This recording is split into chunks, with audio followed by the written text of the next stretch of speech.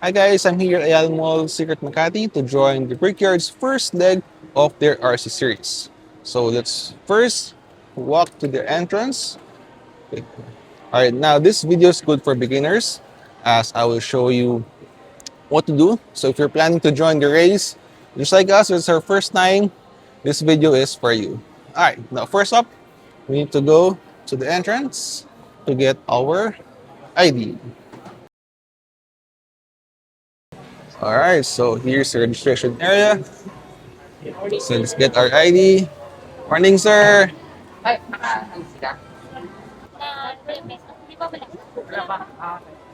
Alright, so we already set that down. So here's our table here. And then next up, I need to go in front kasi I need to rent a transporter. So I don't have one. Then you can rent. I think the cost would be around 400 or 500 pesos. Let's see. Let's go. Alright, so while waiting for our turn, in this area, you can check out some stuff. Yeah, you can buy some parts here. There you go. A lot of hop-up parts and some kits as well. Here.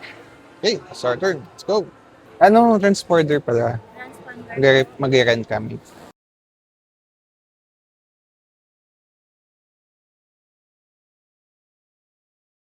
So here's our transporter. It's my labs. Now, let's look for someone who can assist us kasi I don't know paano siya nilalagay sa car or sa RC natin. Alright guys, so this is how you install the transporter. Actually, this one, it should be in front. But medyo maiksi yung wire ko. Sorry, medyo malayo yung receiver ko here. Kaya I just put it on this side. So they told me na it should be in front kasi para mas makita ng sensor. Kasi if you will just put it in the middle or at the back, hindi siya ma-read. So, yan. There you go. Then, I'm just waiting for a few minutes. Then, we'll start the practice. Now, let's talk about the race. We will start by open practice. Then, there's a specific time frame for each group per class. Then, followed by controlled practice.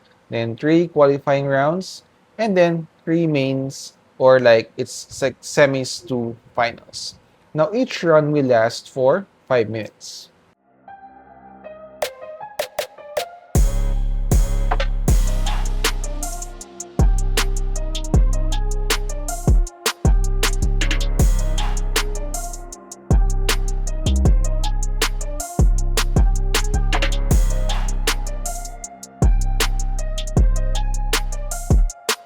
Alright, then next, we're going to check the car, weigh in. It should be 1,300 grams. The battery, weight, with the shell, good. And ride height, and the clearance.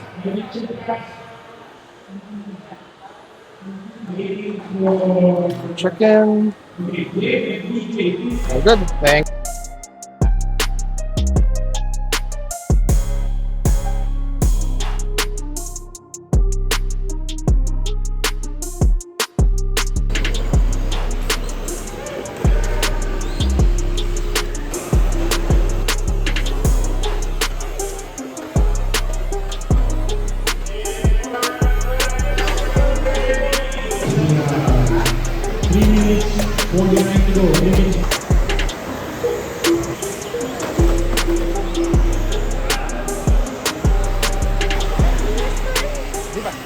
So that's it for our video. I hope you learned something from it, and I wish to see you on the next day.